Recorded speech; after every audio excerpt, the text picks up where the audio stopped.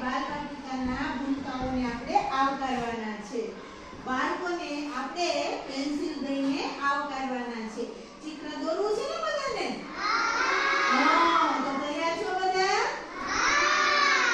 ચાલો તો સરસ મજાનું ગુલાબ કરી દો. તો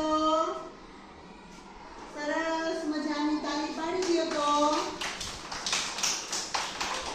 સરસ, વેરી ગુડ, ખૂબ સરસ. ચાલો કેવલભાઈ લો પેન્સિલ.